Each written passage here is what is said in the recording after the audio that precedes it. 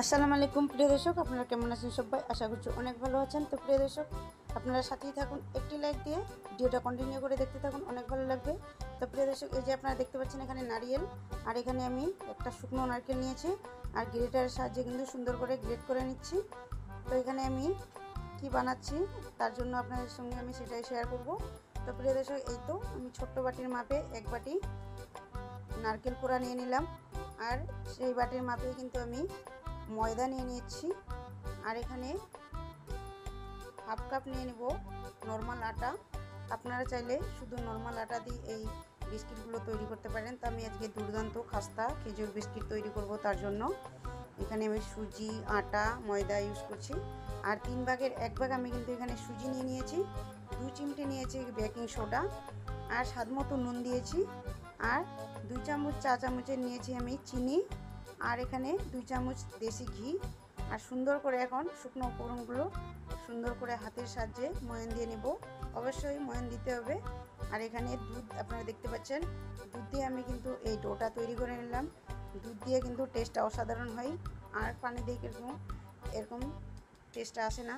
তো প্রিয় দর্শক, আমি 10 মিনিটের জন্য কিন্তু ঢাকনা দিয়ে ঢেকে রেখেছিলাম, আর 10 মিনিটের পর আমি ডোটাকে আপনাদেরকে দেখাচ্ছি, সুন্দর সেট হয়ে গেছে। আর এখন আমি দুটো লিচি কেটে নেব।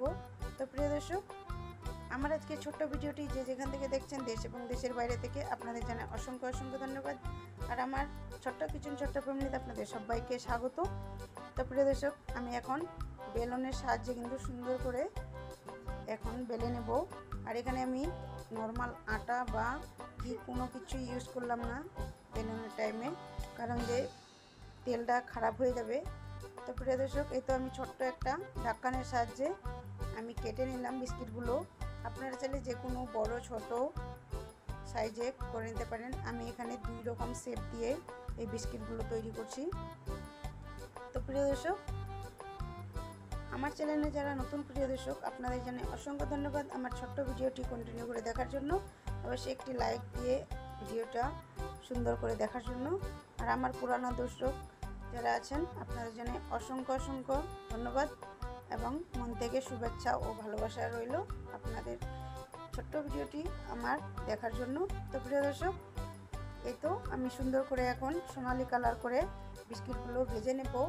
আর এত ঝটপট তৈরি হয়ে যায় এই বিস্কিটগুলো। আর একটু ধ্যান রাখবেন, এই যখন বিস্কুটগুলো ভাজার টাইমে অবশ্যই গ্যাসের ফ্লেমটা মিডিয়াম টু হাই ফ্লেমে থাকবে, আর একদম